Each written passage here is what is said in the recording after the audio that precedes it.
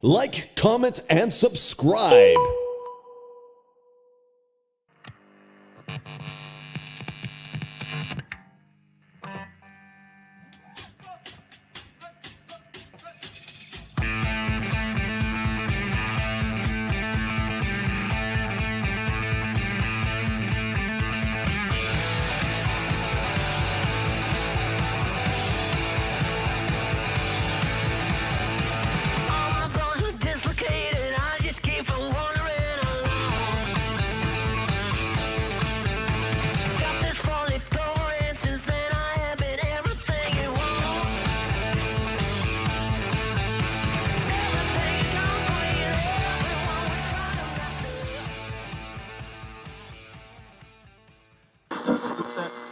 Welcome to NBNR, the authority on unfiltered opinions and authentic player insight for Nebraska athletics. Connect with us on Twitter, Instagram, and at NBNRPodcast.com.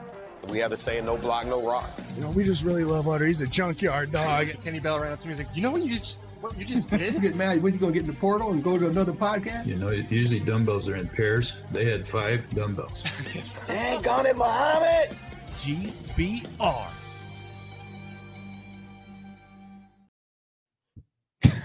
That cut off pretty quick there. Okay. Oh, sorry. Go Big Red, indeed. No block, no rock. Season 4, episode 40. Yes, Mike. Thank you for your just really obnoxious bad sign language. The Lance Brandenburg episode, baby. It got the point across. It did. He did. I mean, but he didn't need to do that. I already knew what it was. I have it right for once. Yeah, finally. For once. Hey, I think we've got to be coming up on 200 episodes by now, I think right? we already hit that. You think so? I think so. Because what? This is, I guess fourth season. Well, we've got to be getting like real close because we do like usually like 54. I know, but I think in like season 2 we did like 70 episodes. We did a lot in season 2. Yeah, I think we did a shit ton in season 2. So hey, one of our listeners, do the math for us. None of us can count. Yeah, go look it up. Hey, Ben Odd. Yeah. Derek Assman. Quit coaching and start counting our episodes. Yeah. Okay, guys. We are at the Nebraska Brewing Company tap room. I should say the barrel room. 108th and Harrison in La Vista, Nebraska. 68128. I switched it up today. He did. It was a real mental battle. I could see his gears turning. It was hard. It was a very difficult decision. And then I'm like, oh, yeah. This is a first world problem. Give me the Hefeweizen. Attaboy. Wow. Yeah, I know. Great choice. I understand that you two also have the Hefeweizen. Yes. Indeed. Yes, I did. When he ordered that, I started laughing. It's like, we have 3 of those. Yeah. He's like, why? What's funny? And I was like, literally all of you are drinking Hef today. Yeah. It's the best beer on tap. So, yeah. And they have that in cans for future things. So, yeah, that's great. So, yeah. I'm going to pause it. I'm drinking the best beer on tap. Oh, relax. And it's the Pilsner. Oh, yeah. You know. We got to do a poll or something. We have to do a poll. Yeah. That'd be fun. It'd be fun to make everybody come here. We'll be here at the same time. And we'll all try all the beers, all 40 beers on tap. So plan for an Uber or a Lyft or something. And we'll all sit down and we'll try all 40 beers on tap. And then we'll pick our favorite one. Let's set up an NBNR tailgate for an away game. Yeah. Just tailgate here at the brewery. Yeah. And we'll have a bunch of beers. You can come talk shit to our faces. Try all the beers that we talk about every dang week. I think that'd be fun. Are you going to be willing to do that? Yeah. Connor Cavalier. This dude talking shit about me. It's pretty funny. Oh, yeah. Let's hear it. Come on. Houston Fanatic said, did Buddy put his stickers on his laptop looking at a mirror? Yeah. They're all upside down. Mike's deflating already, and we're not even through the beer segment yet. Yeah. That was pretty funny. Here's how I know we're going off on a tangent here, but because of who was that? That's Houston Fanatics. Okay, Houston Fanatics. When you go about putting stickers, when you go about putting stickers on a laptop, you have to think of the people that will be looking at it. Like Mike, they're going to be looking at that upside down. Okay, but like when I put these on my laptop, it was never with intention of being on camera. Yeah, Mike, it was for me to look at. That's Mike did it for himself. And then it just kind of grew into a thing with the cameras got better and whatnot. Now people can see the stickers and they're upside down, but I can see them just fine. So it's fine. Yeah. But that is absolutely hilarious. I had to roast myself. We also had Brandon Riggle say, "Yo, Connor." Oh, Joe's Connor. Ooh. So what up, Brandon? Cool. So you guys know the sword fighting events we do here at the brewery? Yeah. Yep. Brandon Riggle is the guy that organizes like almost all of that. Good. Okay. Brandon's a hell of a dude. So Yeah. Brandon, what's up? He's a huge Husker fan. That's awesome. Well, And he's a sword fighter. Yo, fam. Actually, I was scrolling through my Explorer, and I think I may have seen a proposal for you. Hit me up. Let's stack. Okay, I don't know about that. That seems like spam. Rich Ross. Okay. Yeah, that might be spam. Anyway, Mike would respond, "Okay, I'll hit you up on Facebook Marketplace." But yeah. 3 halves, 1 Pilsner. Oh, yeah. Come to the tap room. World class. Well, all those beers are world class. Don't cheat him out of this. He thinks about this all week when he gets to say this. Don't cheat him out of it. I literally think about it 2 seconds before I do. 108th and Harrison, like we said, every Monday. Do not come on Monday. They are closed every Monday. Every other day, come on by, get some stuff, get some of that good hef, some of that pickle fight too. I'm still pushing that. It's new cans coming in a couple of weeks. Yeah, okay. Coming back in cans. Okay, guys. I should say, Connor, help me out. World class in every glass. Okay, fellas, we are but 4 middle-aged white guys sitting around a table. Middle-aged? I'm not middle-aged. You're middle-aged. You're old. Shut up. I'm not. You're all old. Actually, well, you're all old enough to maybe be out of touch with this topic. Oh. Kendrick Lamar versus Drake. Why are we talking about this? I am actually like totally disconnected. I don't know. You have no idea what's going on. No, Kyle, why are we talking about this? Kyle and Mike, I can end this very quickly. There is no Kendrick Lamar versus Drake. It's Kendrick Lamar. Drake is irrelevant at this point. Kendrick Lamar buried him, dug him back up, shot his body again, and buried it. That's the whole deal. Kim Cavalick said, "Middle-aged. What the fuck?" Yeah, Kim, I'm with you. I'm with you. I'm not middle-aged. I'm younger than all of you. Yeah, I'm gonna be like 24 in August. Yeah, right. Kyle got a fake ID just to be younger. Well, Kim, here's the thing. I'm older than all of them. I'm trying to drag them down to my level. I'm trying to make drag them up. Really? Oh shit. Yeah. Maybe 10 years from now, when you're still older than us, we can say that we're almost middle-aged. 10 years when I'm still older. God. Well, I just thought maybe you guys were in touch with that stuff. No, who cares about that stuff? I don't know. It's very interesting. The biggest rat beef. It's cultural significance. Yeah, Mike. It's called being part of the culture, dude. Get cultured, dog. Jesus. I'm so heathen. cultured. Okay.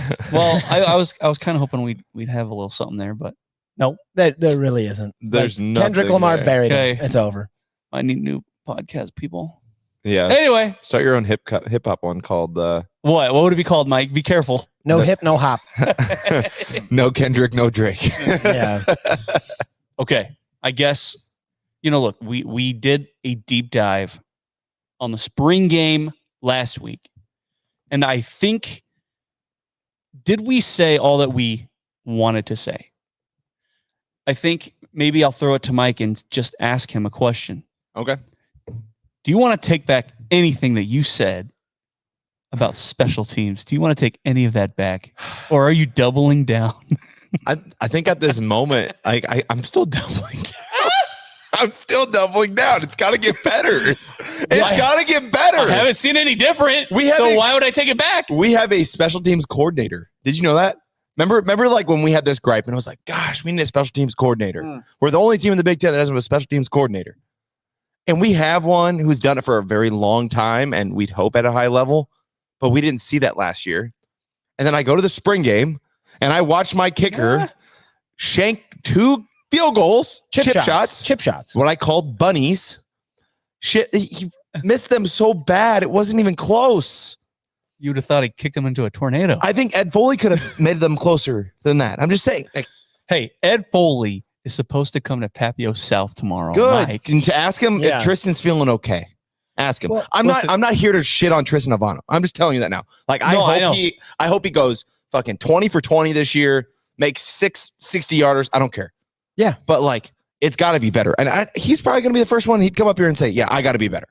Right? I'd hope, right? I can't imagine he's looking at us like, this is my best. Yeah. Yeah. I can't imagine that's his feeling right now. I told our head coach, I said, look, if I don't see Coach Foley, just let him know I have a message. And it's just tell Tristan that we need that. And Tristan, we need you. Dude, we're going to need him. Chasing 3.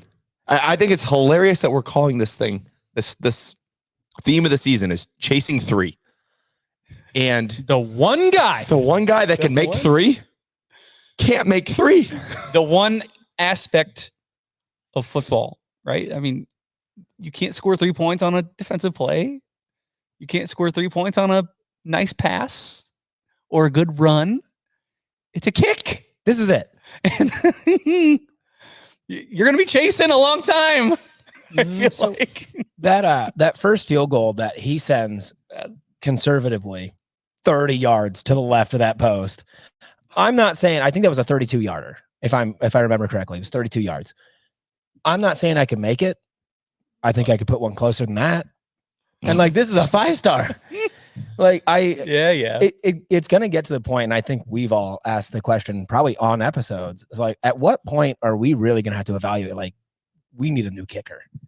Like I really want to set up an NBNR like field goal kicking camp. Dude, I would be so bad. Oh, I would be terrible. But we're not kicking, right? We're just going to set up for find kickers. Or no, not kicking. No. I would kick. I'll kick. I'm not kicking. I'm talking like Barstool, like kicking extravaganza video and just roast the shit out of each other because none of us are going to make one. I bet I could, with 3 attempts, I could pump in a 25-yarder, maybe a 30. I think with 3 attempts, I could pump in a 25 or a 30. Special guest Tristan Alvano to give us shit. Okay, because we suck at kicking. Just remember the name, guys, because we're probably gonna have to hear it this year. I hope not, but I'm. If I was a betting man, Nico Automanelli, and I hope he's automatic. How long have you been wanting to just say that? Yeah, for weeks. Just saying. Automatic. Onomatopoeia. So, yeah. I am still going to, as Mike doubles down on his Tristan Alvano slander. I'm not trying to slander. I'm not slandering him. I want him to be the best kicker in the country. He needs to get better.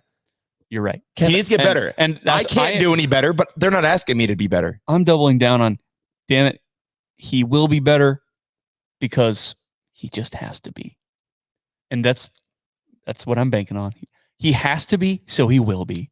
Can I ask Mike to walk back a separate statement from last week? Oh, boy. And this is a good transition because Mike initially called this our Benson Honey Farms sticky situation of the week. That is true.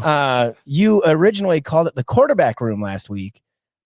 Are you going to walk that back? Do you actually believe that's a sticky situation in that quarterback room? I've said I believe that Matt Rule has a sticky situation ahead of him. And let's be real. We think Dylan's the guy. So listen, I think John Cook has a stickier situation on his hands. Oh, you want to transition to that? Yeah, sure, Mike. Before we get into this week's sticky situation. Before we get into the sticky situation, give us 2 seconds for us to find our read. Yeah, there you go, Mike. Just a shout out to our friends at Benson Honey Farms. They're a small business in Nebraska that is as strong and as resilient as the famous Cornhuskers and this podcast. They take pride in producing high quality, local sourced raw honey that is both delicious and healthy. Like the Cornhuskers, the Benson Honey Farms is dedicated to their craft and puts in the hard work and dedication needed to produce top quality products. If you are looking for a local source of raw honey that is strong and as resilient as the No Block, No Rock podcast, Benson Honey Farms is perfect for you. And let me tell you why. Because if you go on that website right now, bensonhoneyfarms.com, and you use the promo code GBR, really easy, you get 20% off your first order. You can use honey for anything, guys. Yeah. Honey sticks. There's some stuff that you can use medication wise. I mean, it's not just, let's just have a big jar of honey. No, it is. There's so much stuff on that website. The products are fantastic. We talk world-class beer. This is world-class honey. Dude, I've heard they help allergies a lot. Yeah. I've heard local honey introduces your immune system to like the pollination in the area. I mean, I'm no scientist. I'm no doctor. But I like beer and I like honey, and I've heard both have some benefits. And if you're sick, a nice little add a little honey to your hot tea. Yeah. It's all good stuff, man. we are big fans. Like when we have sponsors, like we actually use these products. Yeah. I still use Benson Honey all the time. It is genuinely fantastic. I have a jar in my pantry right now. Yes. So yeah, make sure you guys go to bensonhoneyfarms.com. Use the promo code GBR to get 20% off. Who doesn't like free money? That's free money. And Brandon says Kyle is correct. Shout out to our boy Brandon. About the pollination thing. Yeah. And that leads us into our sticky situation of the week. There we go. Well, look. Yeah. Hey, before you go shopping, don't spread honey all over your hands because it'll make your hands sticky. Oh no. And some products that you are shopping for might stick to your hands and just somehow make it into your pockets or something. Listen. Whoops. You just go ahead and say what it is. Harper Murray gets caught shoplifting at a Shields and Lincoln this weekend. Not great. Not great after the DUI issue. And look, I'm not here to talk about people's legal issues and things like that. No. But there has to be some awareness. It sounds like she had spent like $350 on merchandise, and then she steals $70 worth of rings. Like, what are we doing? Is NIL not that good? Like, yeah. And she's a top player in the country right now. yes. What are we doing? And so like, this is my brain being backwards. My first thought was you were stealing rings from Shields. Since when does Shields have rings? Like that was where my brain went first, is like, you went to Shields to steal rings? Like there's so much cooler stuff. Like if you're going to shoplift, which I do not recommend, please do not go commit crimes.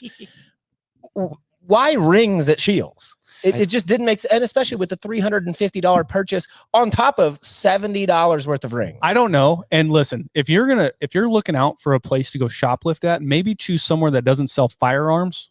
Because I would imagine they have a lot of cameras. They have somebody that's really monitoring everything that's going on in that store. Yes, well, absolutely. You guys saw the pictures. Like we saw the pictures from the security cameras. It's clear as day. Another weird question I had. Why was she wearing an LSU sweatshirt? Oh, I didn't even notice that. Yeah. Because I believe she's from Michigan. She is. Plays at Nebraska and is wearing an LSU sweatshirt. Who knows? Maybe she's a big fan. Yeah. Maybe she got it from Mamie Just. I don't know. Yeah. Maybe. Hey, maybe. I don't know. Yeah. Shields, when I heard that, I'm like, yeah, you probably don't want to steal from there.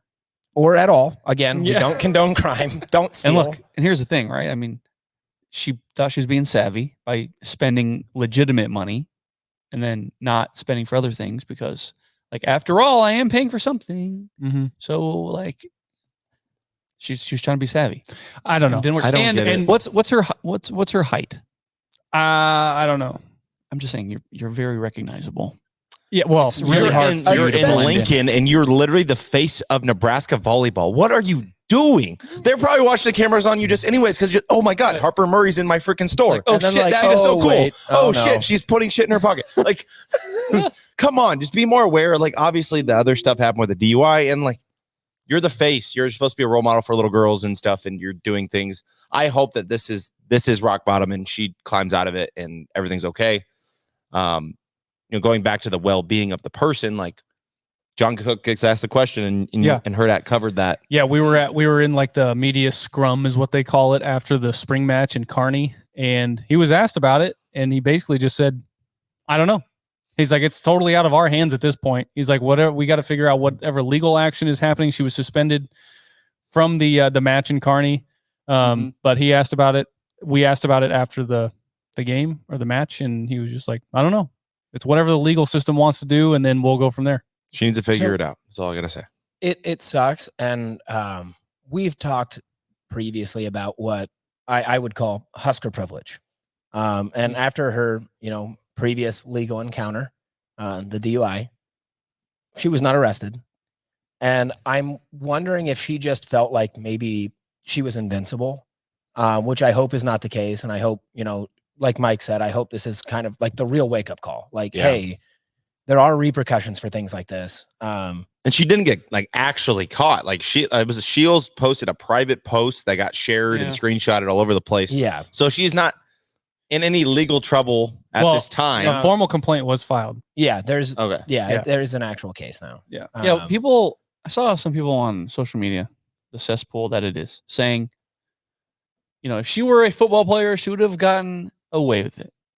And I'm like, yeah, if it was 1996, it's not like that anymore. No. People get in trouble for shit, the most petty shit.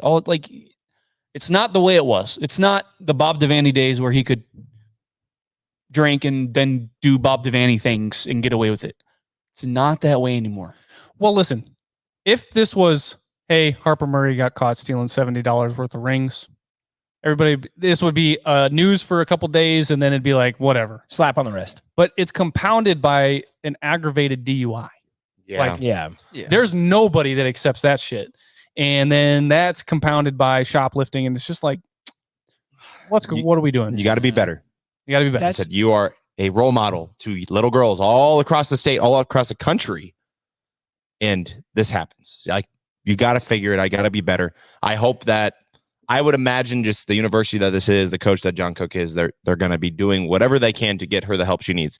And that might be not playing volleyball at Nebraska. I would imagine that she will be a member of the team for not much longer. I don't want to make that conclusion. That part is speculation. Yeah, I don't think that's going to happen. And so that's like you are saying, John Cook treats his team like they're his children and has, and that's why he's such a successful coach.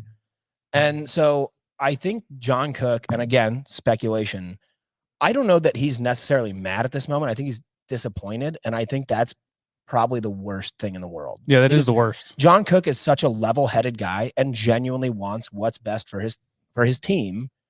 And I think it's going to be very difficult to figure out how to help her.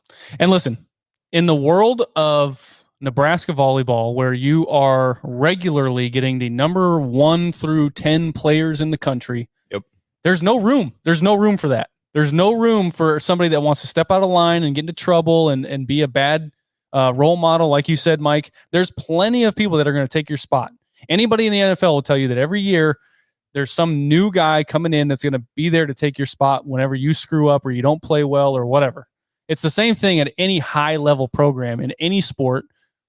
Everybody on that bench at Nebraska is 1 through 10 best player in the country every single year. Yeah. So there's just no room. You're going to get left behind.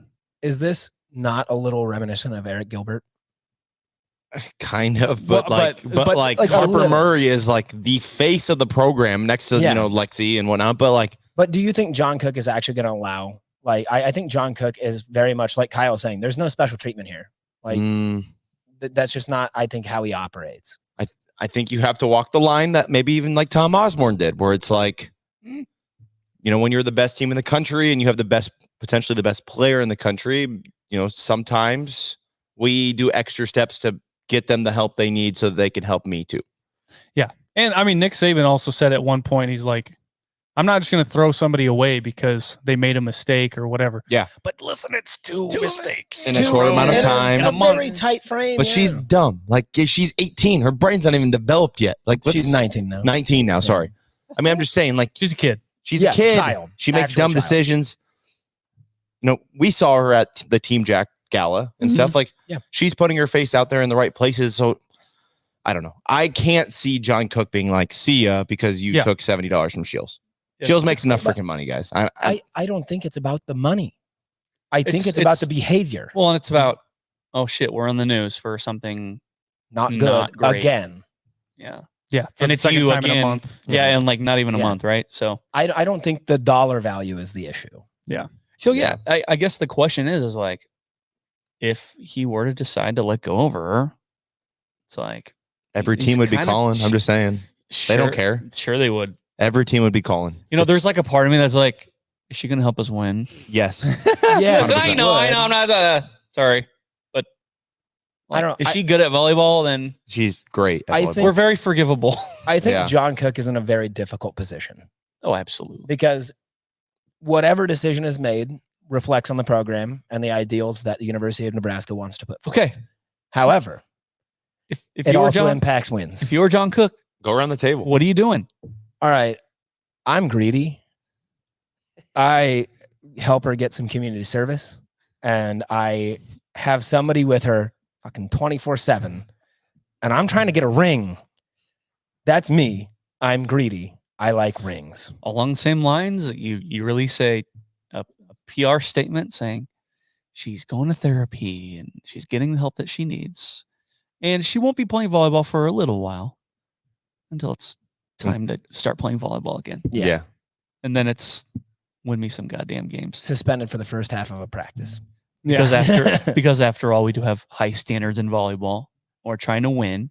And yes, you had a good point about good replacements, but it is Harper Murray. She's a different level. Top tier. So therapy, then you'll come back in a little while. I think if I'm the cook,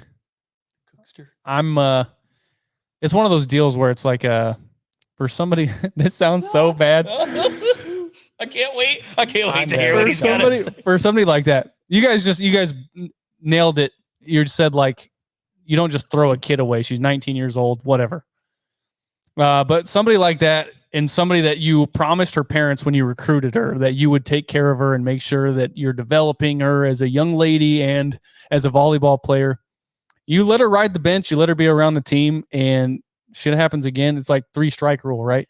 I was just gonna ask. Something like that happens again. It's like, dude, you have given me no choice but to say, see ya. I've exhausted all possibilities. I've exhausted all my PR speeches. I've exhausted every possible explanation that I could give anybody as far as why the behavior keeps happening. And if it happens again, like I've got no choice. I can't help someone that doesn't want to help themselves. Exactly. This one obviously much more minor, but yeah, I think you're right. You took the words out of my mouth. I think, yeah, it's one of those with John Cook. He's gonna try to take care of her as someone who promised, her family that he was going to develop her, on and off the court. But after that, it's going to be like, hey, I can only help you so far. And maybe Heinrich can help a little bit too. I'm just saying. Let's keep this girl, keep her busy doing other things. Come on now. I think John Cook institutes a buddy system, but only for Harper. No, I'm still trying to figure out. There's always a buddy with her. What's Mike going? Where is it? No. Where are you going with this, Michael? No, we're not touching Michael Delaware. What do you mean? Like Heinrich Harburg? Oh, it just looked weird the way he said. No, I'm just saying, like Heinrich Harburg, they're obviously publicly have been together. This is true. Heinrich Harburg is kind of the face of the program in a way, in his own way. In his own, yeah. And we don't see him in the news for anything like that. So let's try to make better decisions. And if he's making good decisions, maybe just hang out around with him a little bit more. Hear me out. She made a $350 purchase when this happened. Yeah. Matt Rule makes a speech and ends it with, if we buy, we buy. We don't steal, we buy. So dumb. Yeah, thank you. I was pretty proud of that one. Okay. I hope she gets the help she needs. Yeah. We'll close it on that. Yeah, that's not stuff we like to talk about on here, but No. Okay, let's go to somebody who, this guy, Joel Klatt. I feel like, so he has a good reputation. Yeah. Around media circles, like whenever his opinion is stated, people put a lot of stock into it. I think he knows ball. He is wrong a lot. So are we. No, we're not as wrong as Joel Klatt. I still remember after Nebraska went to Oklahoma, and Joel Klatt had like a freaking monologue after the game where he was speaking into the camera, just him, to the national audience, talking about Scott F. Thank you. You were ready on that one. I knew what you were talking about. I was hoping you did too. And just saying, Nebraska fans have hope. He is leading you down the right path. That's where my mind goes whenever Joel Klatt says anything about anything, whether it's Nebraska or so. Anyway, as I'm sure many of our watchers and listeners know, he did his little preseason rankings, and he had Nebraska football at number 22. So it made his top 25. I just want to go around. I don't know if you guys read or watched anything that he said. Just give me your takeaways from the Klatt. I could start. So I personally like Joel Klatt. Like I listen to him on FS1 all the time and whatnot. Yeah. Joel is a guy who, although he's a Buffalo, he advocates for the University of Nebraska quite a bit. I think he also knows how to play both sides of that, though. he advocates for the University of Nebraska, but he also is in the business of getting clicks and getting likes and all that fun stuff. So I think there's a little bit of Joel Klatt of, I like University of Nebraska. I like what Matt Rule's doing. And I get good clicks. I'm gonna make these idiots talk about me for a little bit. Yes. But then there's also the flip side of, I'm Joel Klatt. I like the University of Nebraska. And I'm also in the business of making content and making money. And if I put Nebraska on anything, especially things that don't make sense, it is going to get a lot of traffic and make it to the No Block No Rock podcast. Yeah. So then my question for you then, Mike, is with this Klatt ranking, is it genuine? No. Or is it strictly clickbait? I think if you gave Joel Klatt truth serum, I think he would say that Nebraska is not a top 25 team because they haven't made a bowl game in 7 years. I think that's what he would tell you. And now we could get into the reasons that he gave. Yeah. I don't know if you want to. Yeah. Whatever. So he basically said the exact same thing that we've been saying this whole offseason, which is if you had a 0.5% better quarterback play, you could be in a bowl game right now. You probably would be in a bowl game right now. And his stance was that had I forget the number that he put down for the amount of turnovers that were the result of the actual quarterback. I think it was like 28 or something, like crazy. It was a lot. Yeah, it's like mid to high 20s. Insane. So he said, like, if you just cut that number in half, you're looking at a team that is probably like 8 wins or 9 wins last year. Now, with that being said, ever since the 3-9 greatest football team that anybody's ever seen, only won 3 games. They only won 3 games, but it was all by single digits. With all of that being said, we're still waiting to see it happen. We're still waiting. Every single year, it is the narrative that, if they just cut down on the fumbles, if they just get a real quarterback, if they just make some field goals, they're going bowling at least. Put the camera on me. Demand it. If my aunt had balls, you know how the rest of the saying goes. I don't know that I do. I've never heard this. She'd be my uncle. If my aunt had balls, she would be my uncle. You've never heard that phrase before? Dude, it's 2024, you piece of shit. Yeah. It's a phrase. You green-haired. No, like you said, the quarterbacks just have to play better. And, well, no shit. Yeah. Yeah. You have to not fumble. Score more touchdowns. They do those things. They do them. Yeah. I really now I will say this. I am on record saying that Dylan Raiola will cut down on those turnovers. Sure. He will. 100%. We will not be almost leading the country in turnovers. Do you know how many years it's been since we've had a positive turnover margin? No, I don't. I really don't want to know. Long time. Actually, well, don't positive. I can tell you. Okay. It's been 8 years. Wow. It's been 8 years. Yeah, and they won 9 games. 9 games. Yeah. Yeah. Under our boy, Mike Riley. And I just think that this year, Joel Klatt has good intentions. I really think that his thought process is sound because we say the same thing, but it's just the fact of implementing it. It's not just saying, the quarterback play just needs to be better. Will it, though? Will it? Joel, we want to know if you think it will 100% be better this year. Yeah. Will we get to 8 or 9 wins? But he's taking the side of, it has to get better, right? The quarterback play completed 50% of their passes and turned the ball over 30 times, almost 30 times. Yeah, Come on now. Worse it can't get worse with a 5-star quarterback coming in. Come on now. Yeah. I think what Klatt did was, from a marketing move, very smart.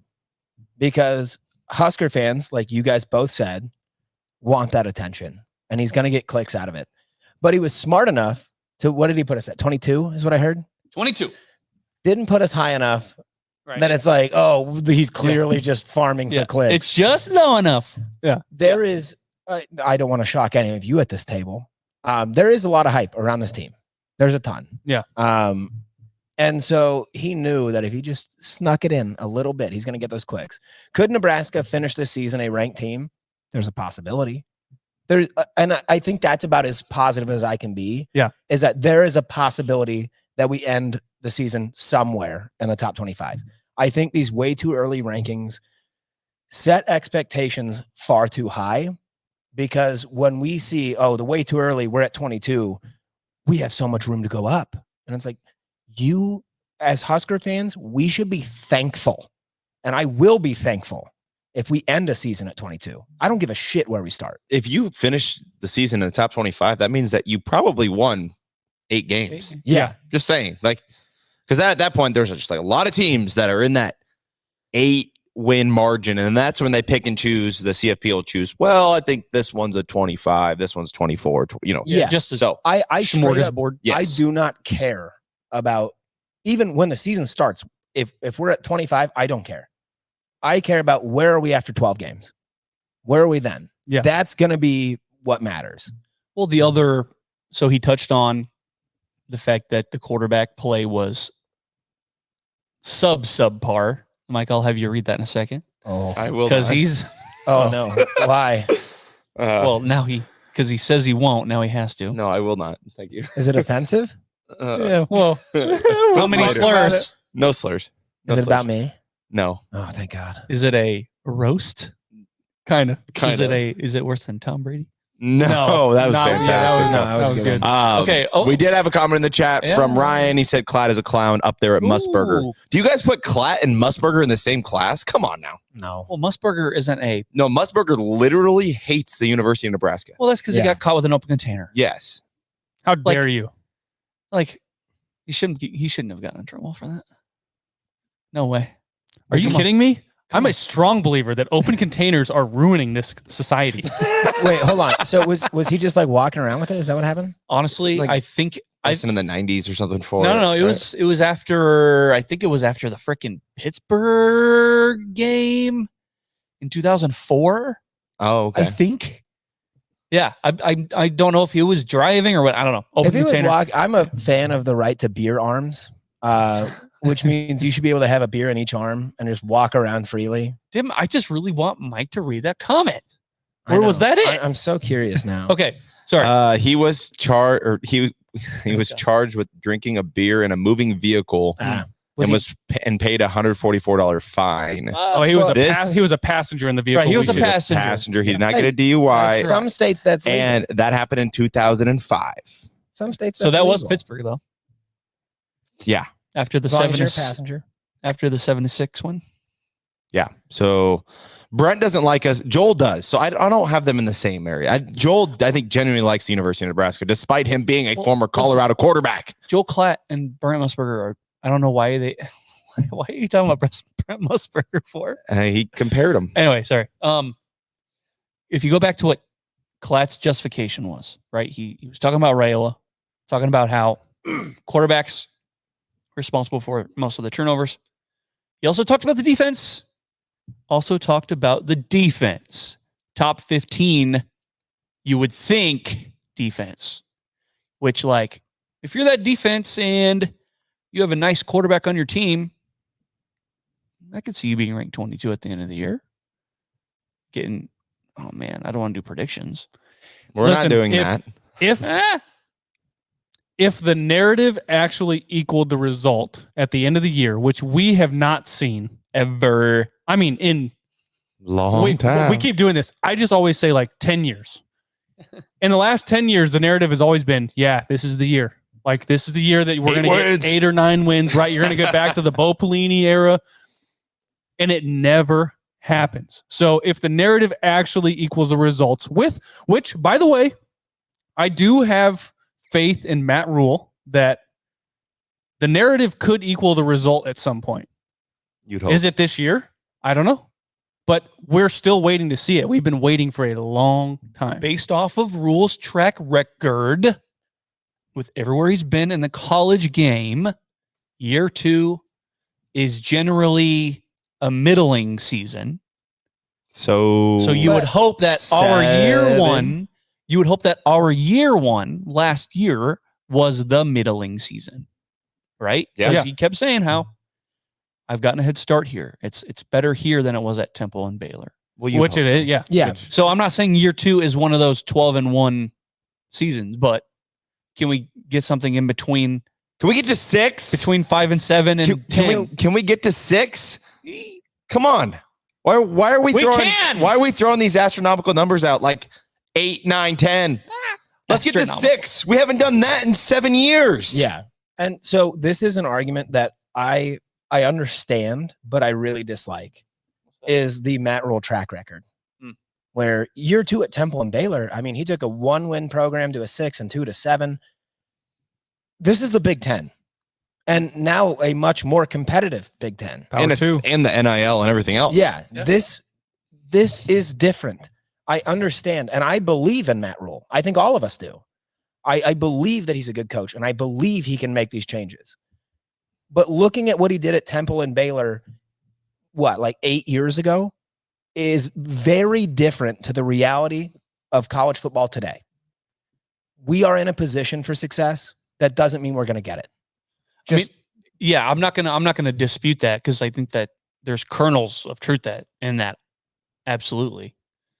But at least he has shown that he has the ability to turn around. We're not just placing blind faith into just hoping. Like Mike Riley, he's a 500 coach. We hope he goes over 500, right? We're not hoping. Guess how he finished. We're not placing blind faith in a coach that came out of the AAC, and we're like, this guy's going to lead us. This guy's going to win coach. You knew what I was talking about. Yeah, I know where you're going. All right.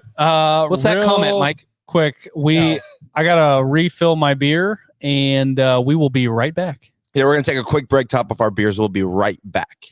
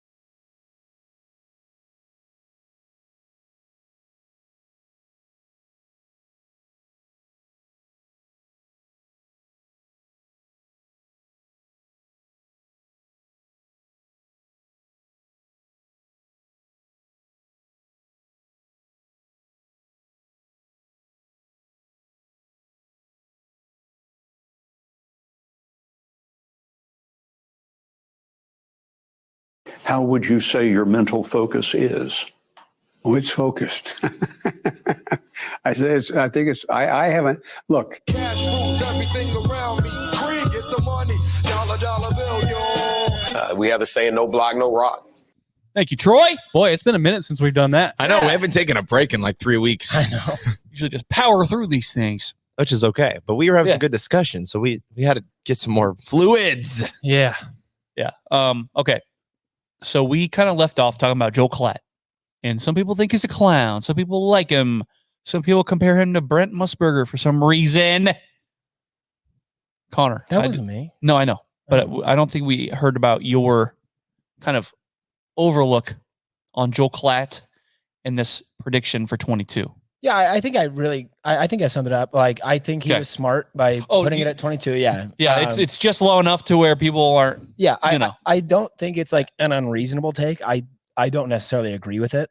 I don't think we deserve to be in an early 25. Mike, you did say, we don't deserve to be in the top 25 because we haven't been to a bowl game in 7 years, which accurate. Yeah. But again, these rankings aren't based on the last 7 years. They're based on the team right now. Yeah. So I don't like that reasoning, but I do agree that I don't believe we should be in the top 25 on these early rankings. But like the players on this team are the same players from last year that went 5 and 7. And there's not a single player on this team that's ever made a bowl game before. So like they don't know how to win. You got to learn how to win first. Well, and they proved last year they had 5 opportunities to make a bowl game and they struck out on all of them. Yeah. So again, I agree with you in the sense that we should not be in there. I disagree on why. That was like my main point there. I mean, if you ask any other person that does these early top 25 things though, they're all going to have Nebraska off of it. And their answer is going to be, well, what have I seen? Like Nebraska hasn't made a bowl game. They suck, right? Like, so Mike, I'm going to keep rolling with this because Nebraska football is such a different animal. Like if you didn't know anything about these past 7 years, or again, Kyle, these past 10, these past 20, if you didn't know anything about Nebraska football and you just looked at their current situation right now, you'd be like 8 or 9 wins. But dude, Nebraska football is such a different animal. I think, Mike, you would agree. They have not earned the benefit of the doubt. No. Correct. So again, like if you're an outsider looking at this program, or if you're like an alien dropping on Earth and you're introduced to the game of football and you don't know anything about it really, and you see, 5-star true freshman quarterback with a top 15 defense, a transfer wide receiver from Wake Forest who's really good, and their defensive line was awesome and young, and they're all freaking whippersnappers, right?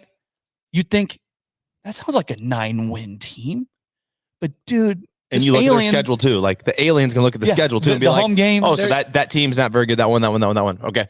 Yeah. Yeah. This alien was off on Pluto when Nebraska football's been going through their psychological horseshit that they've been going through. Mm-hmm. Right. And so I think that just kind of goes with kind of Mike's point about, although his reasoning isn't like entirely sound, they just have not earned the benefit of the doubt. We haven't seen it. Brandon said in the chat, which kind of goes back to what I was saying. He said, we have an upward trajectory, but my fear is that the last time Joel Klatt talked about us, we had Frost and Martinez and we went 5 and 7. We don't deserve a ranking. Yeah, I think goes back to like, you don't deserve it. You got to see it. Yeah. Like we haven't seen it. Right. We haven't tasted a bowl game in so Right. I mean, that goes back to like, oh yeah, they were the best 3-9 team in the country, and this year they're going to turn it all around. Like, haven't seen it. We're still waiting. Yeah. Do you think the last 7 years makes the crawl to a ranking? Because we're not going to start the season ranked.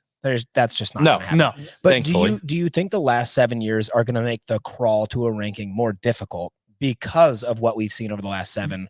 Or do you think it will be judged based on what we see this season? You're talking about voters. Yeah. Right. Okay. Yeah. Because again, like the context is important. You talk about the alien and looking at this team on paper. And it's like, oh, that should be a good team. But when we look at it with context, because we watch football, the voters certainly are watching everything. We mire in the suffering. Yeah. And are you talking about like in like the early season, like once, like say we finish this, or we start the season 3-0? Are you saying like the voters aren't going to do it because we haven't shown it in the past? Are you saying like at the end of the year? And so again, in the early season, I mean, we've talked about, and we don't write off any game. There are no easy wins. Hasn't been in the last 10 years. Yeah. But let's say we do start those first 3 games, which admittedly is not the hardest schedule in the world. We start those 3-0, but how hard do you think it's going to be to get that recognition from these voters that Nebraska is the real deal? Were these last 7 years, are they going to make it harder? Not at all. Not at all, actually. Because back to what I said earlier with Joel Klatt. Yeah. They love clicks. Everybody's in the business of making content. If Nebraska goes ranked for the first time since 2016, they're going to be like, hey, newsflash, breaking news, ESPN, FS1, NBNR. Hey, we're ranked. Nebraska is ranked for the first time since 2016. So you don't see the past as being a No, significant hurdle. I don't think so, because that's going to draw excitement. Plus, we have the Dylan Raiola factor. Plus, we have the Matt Rule factor. Those media outlets and the people that make those votes love all of that. Dude, listen, it's going to connect so many dots. Everyone says, well, look at Matt Rule's pass, the second year, big jump. That's checked off. Oh, look, they got a 5-star quarterback, Dylan Raiola, who looks just like Pat Mahomes. Ding! That's a check mark. They love it all. They want all They of love that. it all. So I'm going to come at it from the opposite angle now and say, media outlets want it. Is that going to provide pressure that Nebraska doesn't need right now? Because if we get to that ranking, are we going to be held up in a place where we don't really belong? My brother, don't care. Don't care. I really don't. That's fair. One, I don't care about the rankings. I don't care about the hype. I don't care about none of that. If we're winning football games, I'm so happy. I'm in. Dude, whenever Kyle Byers starts off a sentence with brother, my brother, or brother, he's usually going to hit you with just unfiltered, like a fuck you take. Yeah. It's a good thing I'm not wearing a heart monitor, because every time I hear my brother, my heart just fucking skyrockets. It's like, let's go. He's like, I'm hard as a rock. Listen, Nebraska football, despite the pain, despite everything, they still get college game day here. Can you just imagine? The blue blood is awakening. Mm-hmm. The sleeping giant has awoken. Do you remember what I called like 2-3 months ago? I said, week 2, college game day, Lincoln, Nebraska. Colorado. I still stand on that.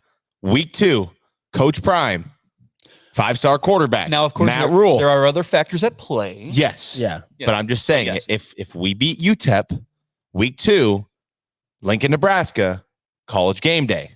And if it's not college game day, it will be big noon kickoff. There will be national media outlets here because of everything that we said.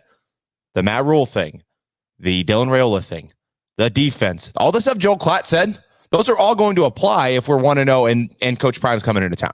Yeah. I want to go back real quick to your how do we want to word that? Just your I played both sides on that question. I know. Are you asking for when you asked would Nebraska feel the pressure of are they being held up in a way that maybe they don't deserve? Yeah, I see. And I guess I would just counter that with, yeah, KB's right. Just fucking win. But on the other hand, I know this is really like egotistical to say, coming from a fan of a team that hasn't been bowling in 7 years. You play for Nebraska. You're better than them. If being ranked 22 is really just making your butthole go, we got a long way to go. You got to go to UTEP, You got to go to UTEP, my friendo. No, so I guess the main maybe I'm misunderstanding. The main point of that question is at the start of last season, I believe Colorado week 1 plays TCU. Yeah. And TCU was ranked 17, if I remember correctly. I think they were ranked number 17. Coming off the national championship. Yes. Yeah. And they had no one left on that roster, and they did not deserve that ranking. They were a fraud. Mm-hmm. Okay. My concern is that, you start that, let's say in Dream World, we start 3-0 and they put us in that ranking. Mm-hmm. I don't want to be in a situation as a fan because I know we all get our hearts broken every damn year. I don't want to be ranked just to be ranked. I want to be ranked because we've earned it.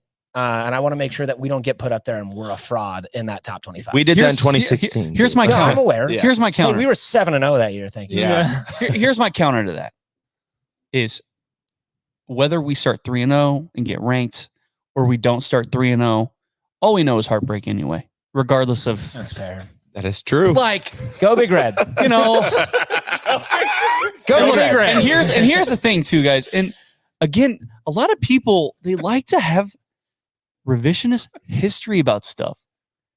When Nebraska started off 7-0 in the Mike Riley year of 2016, Kyle Byers, are you okay?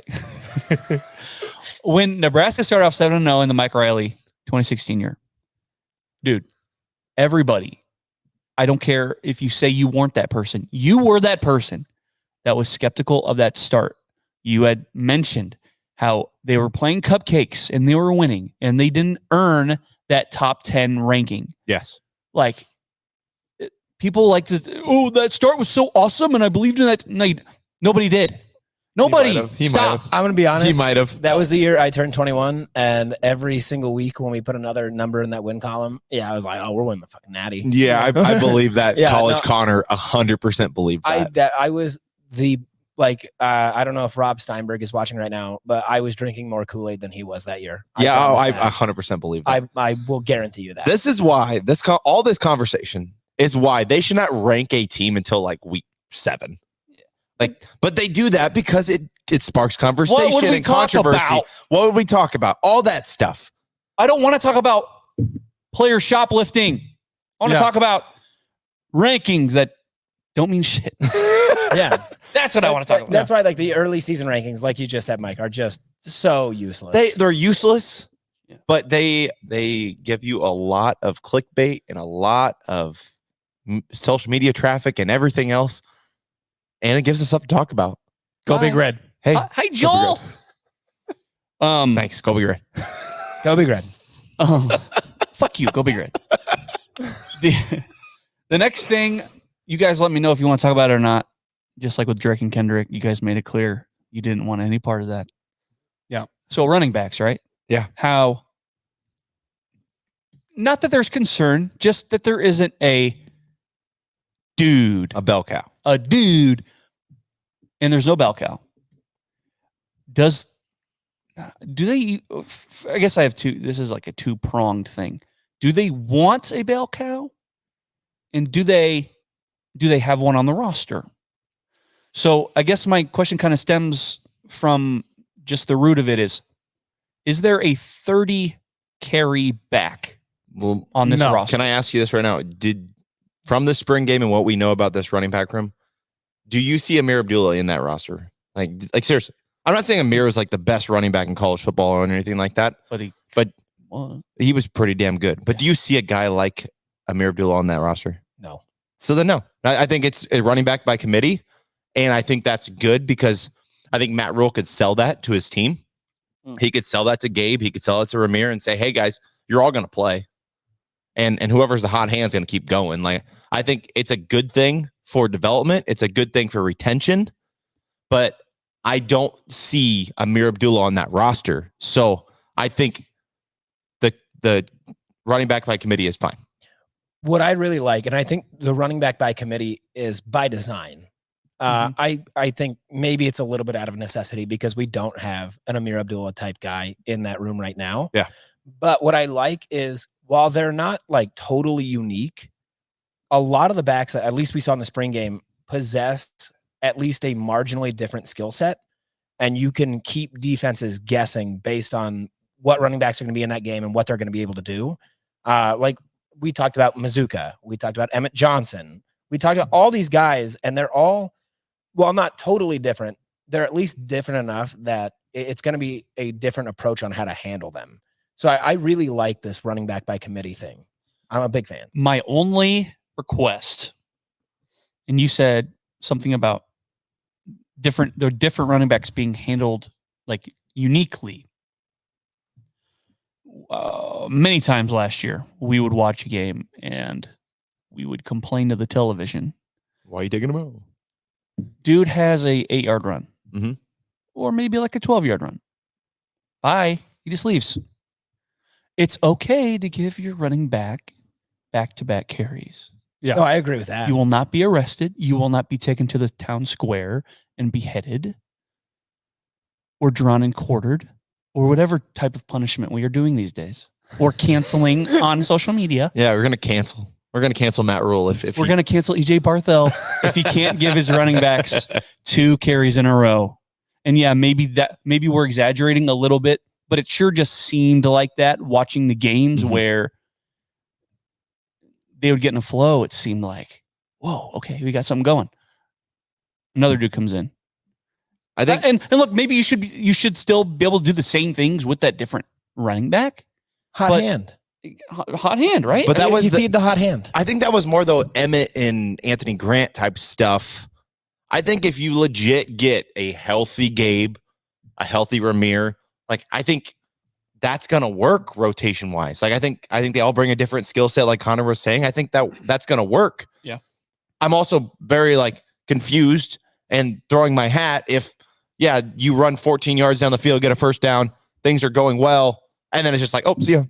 Read the room. Yeah, read the room. And if that happens, I hope the guy they bring in also gashes them for 14 yards.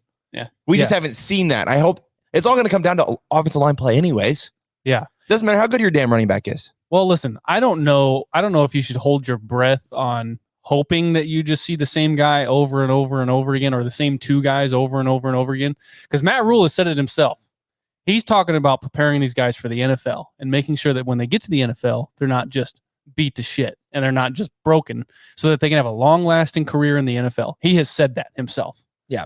So I would not expect anything what we would think would be optimal. Somebody that's just rolling, right, and just keeps going and going and going. I honestly don't think, even if that is happening, it's going to be something that's sustainable throughout the season. No 30 carry backs for you. No, Not there's a not. chance. No chance. Well, I mean, not for any of us. No. No, Okay. honestly. And I think with the weapons that we have, if they stay healthy, I think you have an opportunity to see multiple backs on the field at the same time.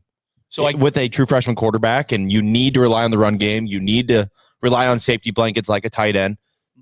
A running game is going to be a young, inexperienced quarterback's best friend. Yeah. So, you're going to need those guys. Well, and so again, going back to the different skill sets of these running backs, we've talked about a little bit different. Heinrich Harburg being utilized as a Taysom Hill type gadget player.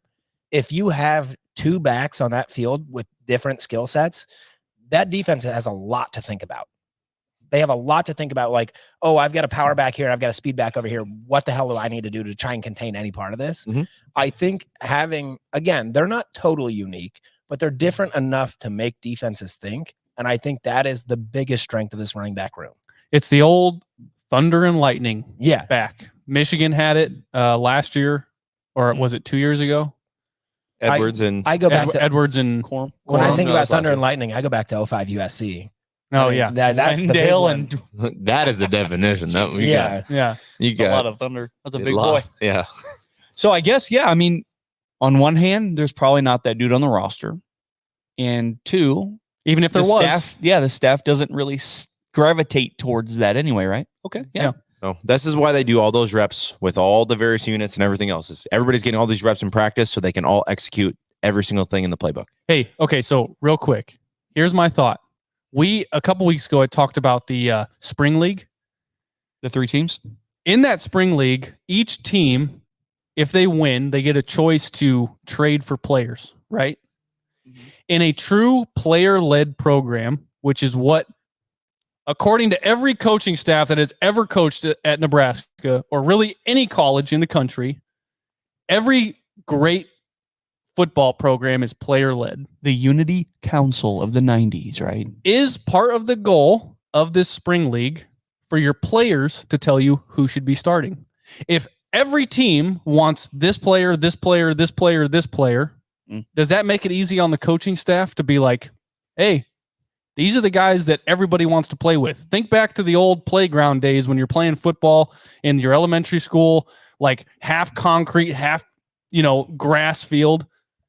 If you're the last one that gets picked, that's usually not a good sign. Kyle keeps getting picked last. I keep getting picked last. Nobody wants to play with me. The coaching staff is looking at this spring league and going, well, this is who everybody wants to play with. Why is that? Does it make it easy on them? I think the running backs will make it easy to choose who's going to play, though. I think you're going to see it in practice in the fall. You're going to see who's the one that's, getting the extra 3 yards. You're going to see the ones who's making the correct reads on pass blocking. You're going to see the ones that are running the right routes as a running back. I think the one that's going to show itself, I think will. I think that the team's going to know, everybody's going to know. And if it is player-led, favorites aren't going to be a thing. No. Coaching favorites? Yeah. Yeah, no. I don't think even just player favorites. Like Gabe and Ramir have been on this team forever, but if Emmett takes another step in the fall and everybody has to look around the room and be like, sorry, Ramir, you're not going to play, or sorry, Gabe, like, right. I get we love you as a person, but like, you don't give us the best chance to win football games. Right. And these 3 individual teams, each one of these teams are getting together going, hey, if we want to win this spring league, we got to have Emmett on our team. So it's got to make it easier for the coaching staff. It has to. Kyle, I think you broke my brain a little bit right there, because I was kind of in the reverse thought, thinking that, if anybody gets to trade, it should be the team that's, near the bottom, to go try and make that a little bit more even.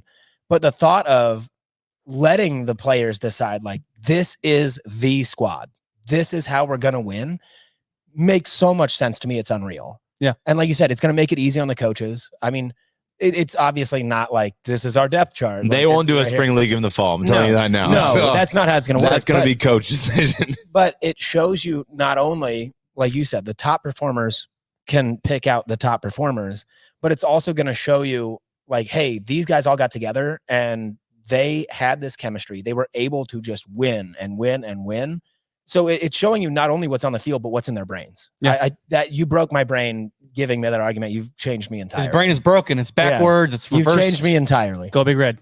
Go Big Red. Yeah, and like there's a part of me that would be fearful of, cliques forming on the team. Yeah. And like, but I like him better. But no, like you said, it's a competition. If you're trying to win, like if I hate Tommy Frazier, which a lot of people did. Yeah. Tommy Frazier's a dick. He's an ass. Do you want to win? Trying to win? Yeah. You got a dog. I respect that motherfucker. Yeah. Yeah. Because he's going to bite your ear off like Mike Tyson because he's trying to win this goddamn game. Yeah. He's not going to spink you on the butt and go, nice tackle, fam. Yeah. Hey, the wide receivers on the Rattlesnake Boys team know that, hey, Tommy Frazier, that boy can get us the ball. Hey, you think Tony Finotti, people liked him? Probably not. Probably not. But you know what? He talked about making them want to quit the sport. Yeah. He's going to pancake your ass, put some syrup on you, and say, get up. Yep. Let's do it again. His words. We have this conversation about the running back room, but you say Tommy Frazier, and you think this team might have that same conversation about the quarterback room. Mm-hmm. And if it does feel a little bit like that, where it's going to be like, which quarterback gives me the best chance to win? Is it Dylan or is it Heinrich? Yeah. It ain't Danny. Sorry. It's just it's just something to put on the table. It's just a thought process. Like, if the players are choosing who they think gives them the best chance to win every week in this spring league, the coaching staff has to look at it and be like, well, I trust them. Like, who do they want throwing them the ball? Who do they want running the ball for them? Who do they want on the offensive line? There's a reason why those players, if they're trying to win, there's a reason why they're picking who they're picking. I don't know who I was listening to, but they had mentioned something like, he's got to come in here and like, he's got to work his butt off, right? He's got to earn the respect of his teammates. Yes. And I don't want to say the wrong thing, but I think he said something to the effect of, he's got to get the dudes in the locker room to like him. And I'm like, well, I don't care if they like him. Yeah. Like, come in, work your ass off by all means, please. Yes. Earn their respect. But like, maybe this person just kind of worded it not the way they wanted to. But that's kind of what I took away from what they said was, the guy's got to like him. Like, no, they don't. Listen to me. Listen. And I'm not telling you to shut up. I'm just saying, listen. You haven't been to a bowl in 7 years. What right do you have to be picky about who you like and what Who gives you the best chance to win the fucking game? Yeah. Right. You know what I like? If you hate Tommy Frazier, I don't care. I'm starting him. And look, it helps that Brooke Berger was good too. Yeah. May he rest in peace. But I'm starting the guy who gives me a better chance to win. I don't care if you like him. You guys have no right to tell me who to put back there. I like him. Oh, yeah? You lose a lot. This guy who hasn't played a college snap. So we don't know yet. Yeah. He wins. Yeah, we don't. We don't know yet. But like, he's the unknown. But I know you guys lose. So what right do you have to tell me who you like? Hey, and you know who wasn't super likable? Richie Incognito. You know what he did? He won. Yeah. I don't care. He was on. You know what I really like? Winning. Mm-hmm. He was on the 0-2 team. Yeah, so he missed a bowl game. But he was on the 0-3 team. Yeah.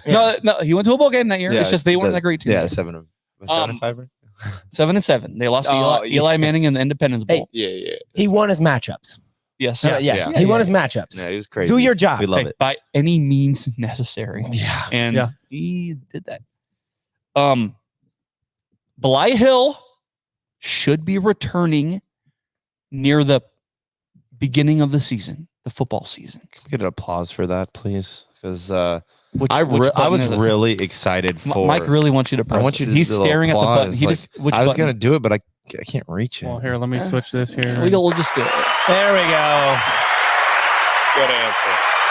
Standing ovation from the crowd. Yes. So Blye will be back. I just really wanted the Hill and Hill thing. Like obviously I wanted to be okay, but you know how cool that sounds? Yeah, you're not going to that hill. Yeah, don't you're go not that going hill. to that hill either. You're going that one either. Come on. You're going off the cliff, boy.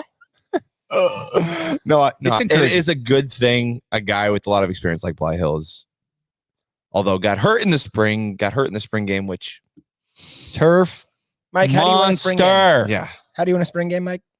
healthy, and you don't have injuries. That's how you win the spring game because you're playing against each other. So thankfully, we didn't lose the spring game really at all. Like we lost one guy, which sucks. They tried to kill Fedoni. They tried.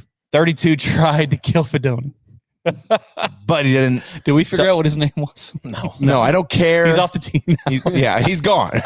Matt Rule sat him down and was like, sir, I think UTEP's a really good university. Yeah, don't ever touch Fedoni's knees again. No, it's a good thing. Thank God that Blye Hill is okay, because even though we are bringing you sort of DBs coming in, or we're hosting a visit. The Michigan State defensive back is set to come to Lincoln on a visit. And I think he's one of the DBs that intercepted Harburg last year. Well, so, I mean, not saying much. Well, but I mean, he's like 6'2". He's like 6'2", and he's a big body guy. And guess what? If he's better than Blye Hill, I want him. Yeah. I'm just telling you, I don't need. But I like Blye. I don't care. Blye's a nice guy. I don't care. Does this kid, nice guy, Blye? Does this kid pull a Nate Gary when he sees Harburg when he comes to Lincoln? Just hand him a ball. I saved this one for you. This came all the way from East Lansing. Here you go, buddy. That's great. But yeah, it's encouraging. Matt Rule said it's a 4 to 5 month deal, so that would be up until September. And I like the. Oh, we're good. It's empty. Jesus. I like that they didn't just like sit around and be like, "Oh, well, Blye's coming back. We're fine." Right. No, like they're making moves to go. Oh, wait, we got to go get a guy. Like if there's a guy in the portal that has experience in the Big Ten, even better. Yeah, let's entertain that. I know we're really high on roster numbers right now. I don't care. I want to win now. Well, it's just by the time Blye gets back, like how ready is he going to be? Yeah, right.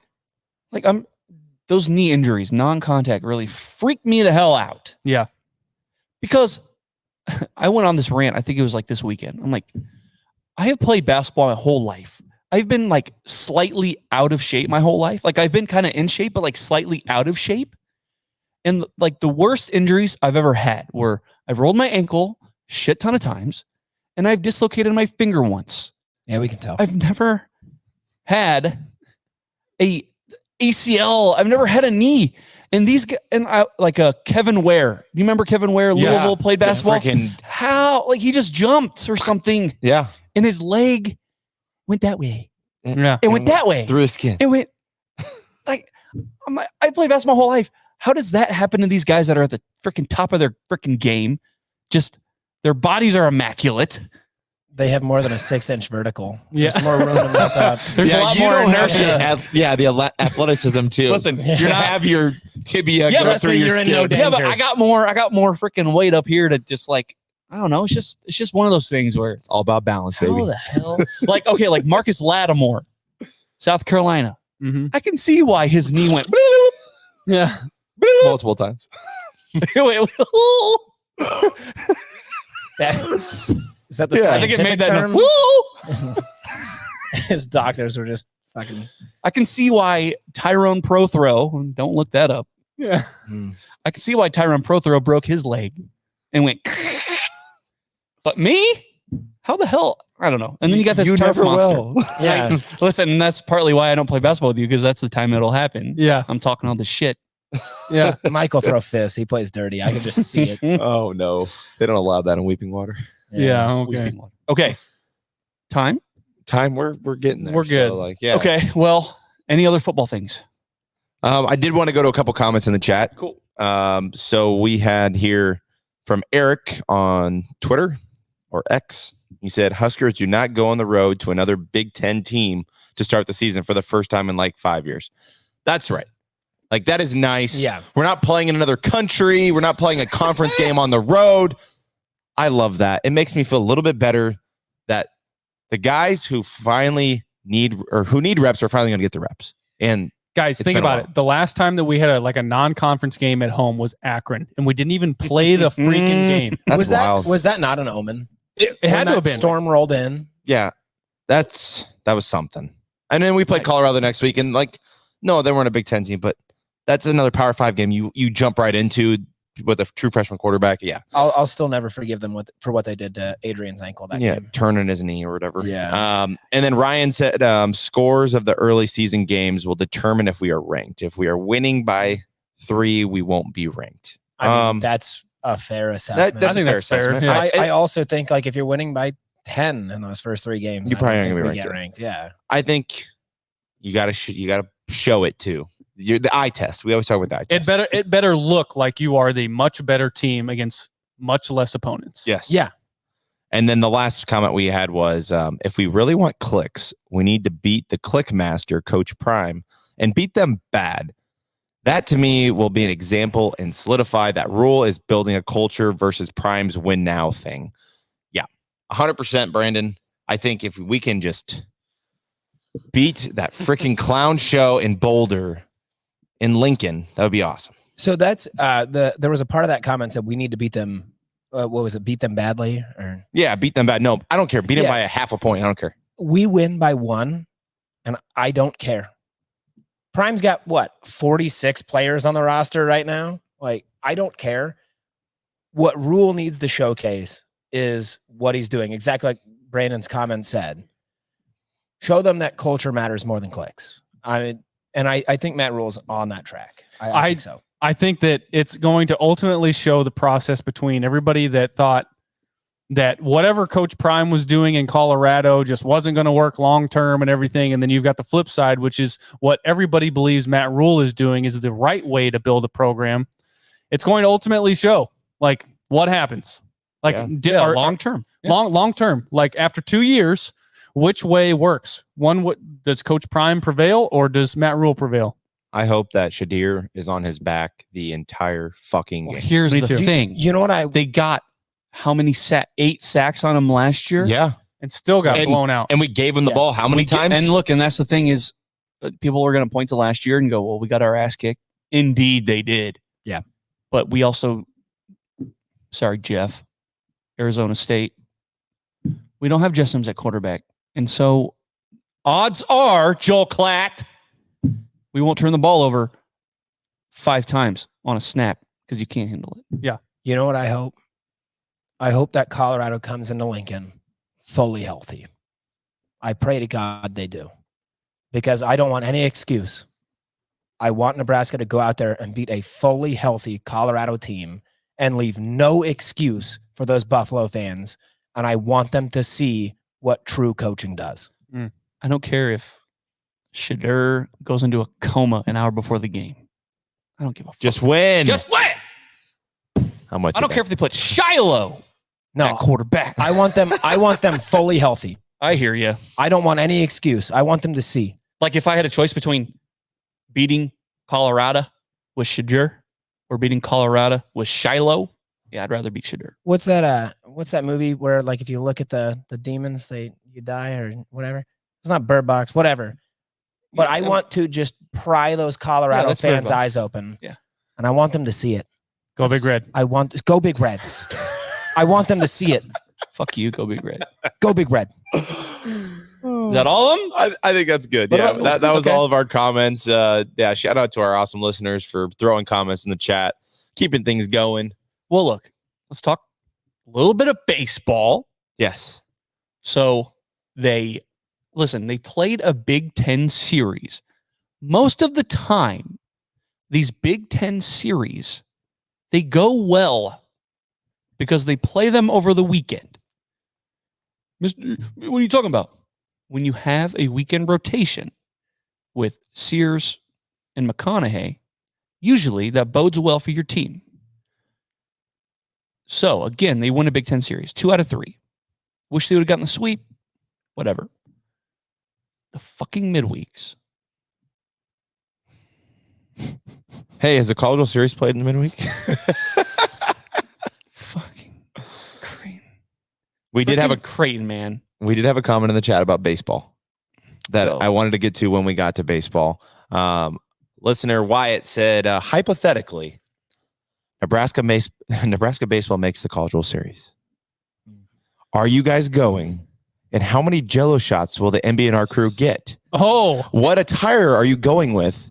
Are you going to wear a possible corn head, possible red painted N on the body, and suffer a sunburn? What's going to happen if NBNR takes on the CWS with Lincoln in town? I can promise you that content will be made. I also have to promise you that I'll probably be working every single day of the College World Series. So I don't know how many Jell-O shots that I'll be partaking in. Jell-O shots? We're talking real shots, first off. Well, so no, we're taking down that LSU record at Rocco's. We're taking that down. Just the 4 of us. Yeah. The answer to the Jell-O shot thing is as many as they can legally serve me.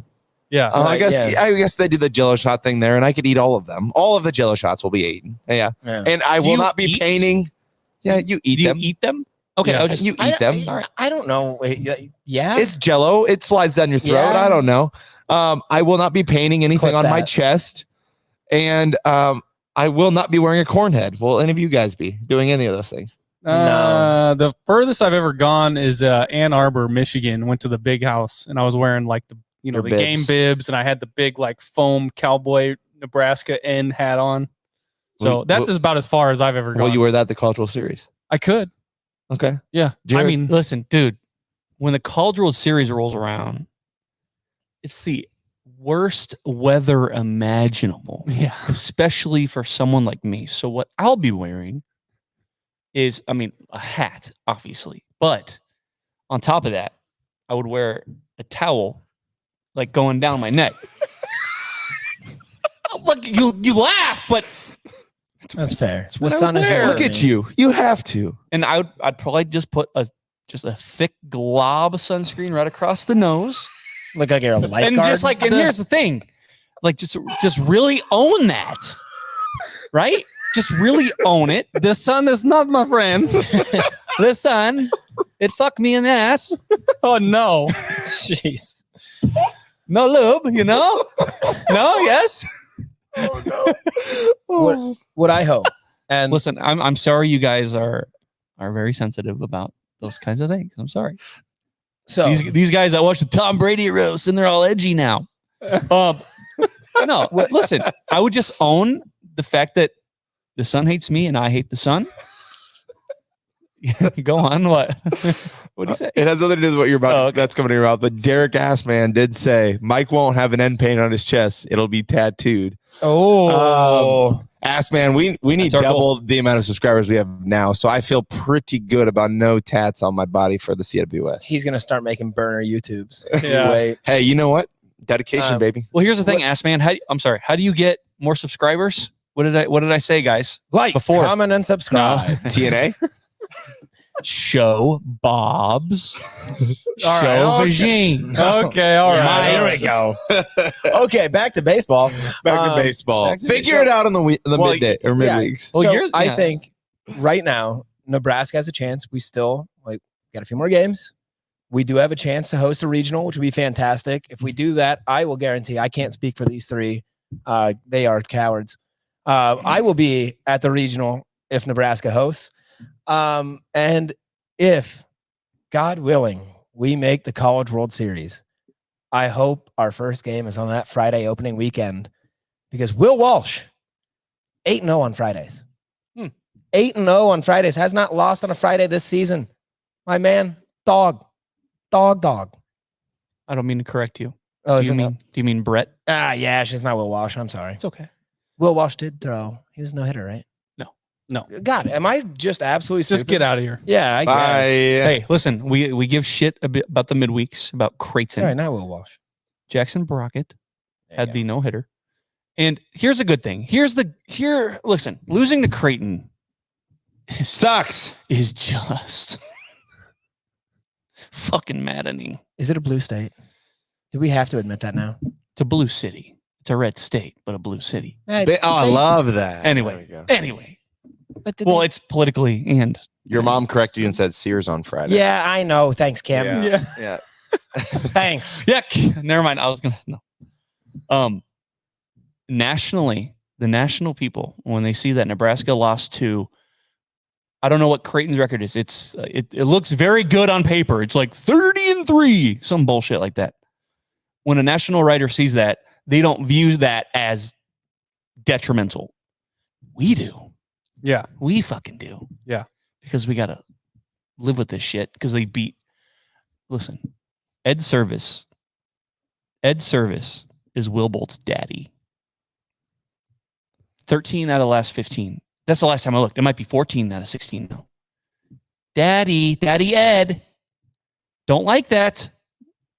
Great success. Great success. If you are a Jaysker or a Blue Jay fan, yes. that Well, is no, true. most Jayskers don't even watch Creighton baseball. So It's like they send their tweets out about beating Nebraska, Blue State, yeah, like 57 likes.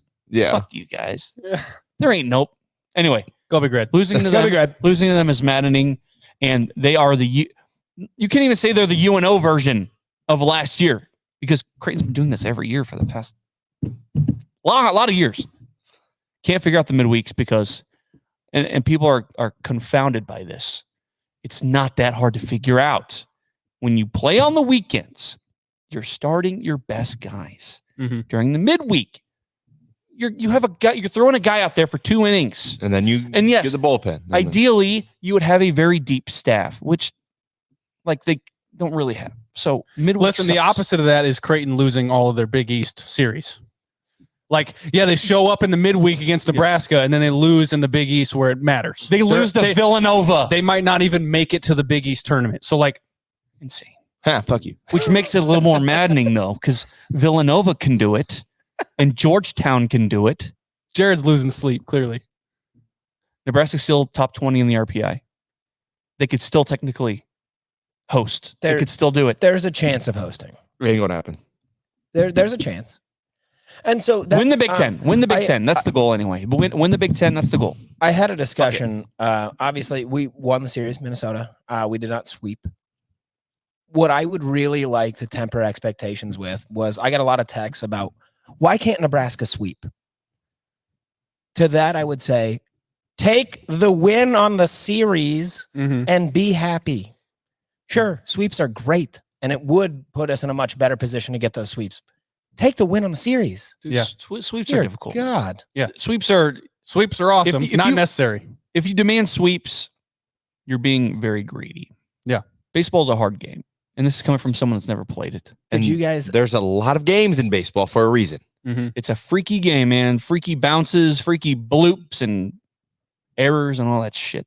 Did you guys see projections? And there's obviously still games to be played, and then you have to go through a regional.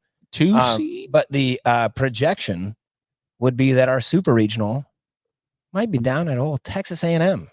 Did you guys see any of that? No? No. Yeah, it feels It feels intentional. I'm not thinking about supers because it's hard to make it a super. But I'd like if we host a regional. Yeah, I'm happy. Yeah. Well, yeah. Oh, very. I would like to win that regional. Yeah, but and go to College Station. Yeah, and flip off Trev. Yeah, showing my whole ass. Trev. That gosh darn. Texas. There was one more comment in the chat that I think it'll be quick. Former head coach Mike Riley. Oh, Kyle was ready on the button already. He tried. Riley. Former head coach Mike Riley has been selected to join the College Football Playoff Committee. What are our thoughts? Oh, can I start this one? Sure. One of the greatest breakdowns of this whole thing that I saw. A lot of people were clowning this decision. I disagree. Yeah. Mike Riley is not coaching any team to those playoffs, but I do believe Mike Riley has an eye for talent, and I think he can identify great teams. To me, I don't hate it. I'm kind of ambivalent. Like, I'm not like, oh hell yeah, Mike Riley. I'm also not, burning down my neighborhood over it. I think it fits. Why wouldn't you want a guy that's seen 150 years of football? No kidding. Looking at all levels. Who should be? At all levels. He's been everywhere. Why wouldn't you want him saying like, yeah, you know what? This actually looks like a pretty good team. They should probably go to the playoffs. And it won't hurt if when the playoff gets expanded to maybe 16 teams. Why and Nebraska's worry about 12. And Nebraska's a middling 8-4 team. And they're like, hey, Nebraska, this 8-4 team's better than this SEC 8-4 team. And who has the last vote? Well, our good friend Mike Riley. We need that good pal, Mike Riley. We love Mike Riley. And he's like, I took that place 7-0, number 7 in the country, and I got let go. No, it'll be the other way. I'll be like, I gave all them residents my wife's potato soup, and it was fantastic. I love those guys. I bet his wife makes a great potato soup. Oh, guaranteed. And ice cream with sprinkles. Come on now. He lived in Oregon for 50 years. Of course she makes great potato soup. She loves it. Yeah, dude. Just because a coach is a 500 coach, it doesn't mean he still knows more ball than he's forgotten more ball than I've ever known. So like all these people clowning, you don't know ball, so stop. Yeah. I don't care if that's 100 of our listeners. The dude knows ball. You don't need to be a freaking Nick Saban to know everything. Yeah. Or have an eye. Yeah. Okay. I feel like that's a good way to end the show, though. We love Mike Riley. Hey. Yeah. I don't mind him. I think he was not a good coach. When he got fired, he had a press conference. Yeah. A nice one. And talked about how much he loved Nebraska. Yeah. Like, how do you shit on the guy? Like, he was so nice. He was not a good coach. We've had plenty of players say he wasn't a good coach, but I would say Mike Riley's a good coach. He was not a good coach for Nebraska. He wasn't even a good coach. Wrong environment. Wrong environment for Mike Riley. Yeah. Whatever. Right. Pee Wee, he'd do great. All right. Well, I think the drinks are kicking in for a couple of us at least. Oh, maybe, you want to stop? Maybe over here. Oh, he wants to. I say we keep going then. I'll just say this. All right. We are no. No. That was fast. We are moving into a new phase of no block, no rock next week. I wanted to just say a quick thank you to Nebraska Brewing Company. Paul and Kim and Connor, the accommodation and bending over backwards for the boys for 2.5 years has been incredible. The beers have been delicious, and the services that you've provided us for our platform has been second to none. And as we move into a next phase, starting next week, into our own No Block, No Rock studio, just wanted to give a cheers to Nebraska Brewing Company for being one of the best, if I may say, like stepping stones in the No Block, No Rock career. Yeah. Well, and the Nebraska Brewing Company beers will still be flowing at our own studio. Yeah. So we'll still have world class in every glass. So cheers to Nebraska Brewing Company, and thank you guys for everything as we start moving our gear out of here and kind of establishing ourselves in our own studio. You know they're at home watching, high-fiving right now. They're like, thank God. Great success. Great success. Just a few less motorcycles and jet skis. That's all. Yeah, that's all. Yeah. It's fine.